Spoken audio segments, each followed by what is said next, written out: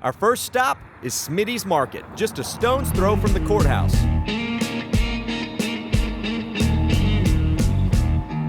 To step into Smitty's is to step back in time and into a barbecue dream. Down a dimly lit hall and past walls even more seasoned than the meat itself. Smoke billows forth from the open pits as your salivary glands go into overdrive. But as ancient as it looks, it might surprise you to know that Smitty's has only been around since '99. You see, the smoky rooms hide an even smokier past, and barbecue's biggest family feud. You see, before it was Smitty's, it was Christ's. To get to the truth behind the smoke, I went to the source, pit boss and butcher John Fullilove. This place goes back quite a while. Yeah, it was established in 1900 as Christ's Market, and primarily it was a meat market grocery store. Barbecue was pretty much secondary all the way even through my childhood.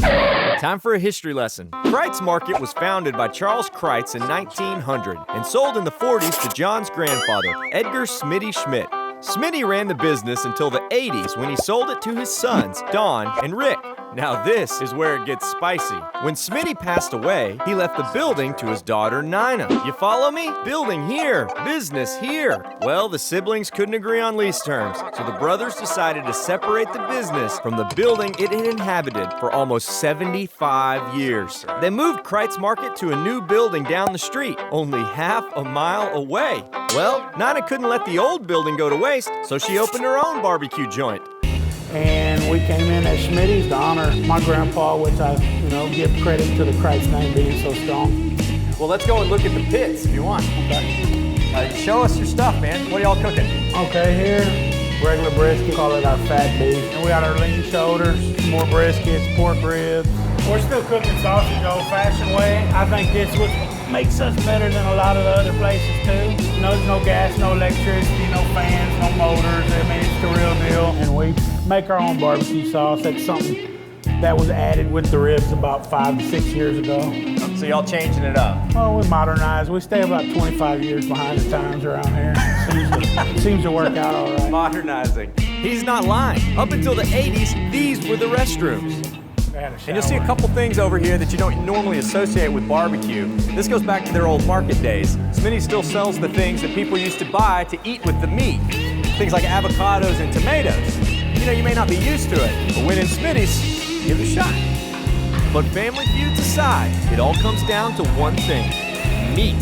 And the customers around here seem to like it, as the line was not only out the front door, but the back door too. Grew up here. We ate at Kreitz our whole life. We love the atmosphere here.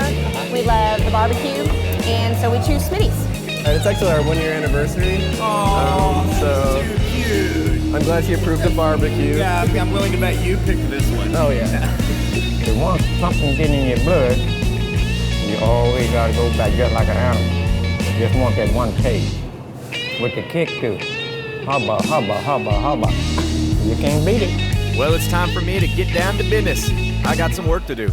All right, I need a half a pound of fatty brisket, sausage ring, and a few pork ribs. Yeah. Oh, yeah. Nothing but butcher paper, meat, white bread, and crackers. Look at this stuff. We got the fatty brisket, and look at the marbling. You got the nice smoke ring around it, the bark on the outside. You can't be scared to get dirty at these places.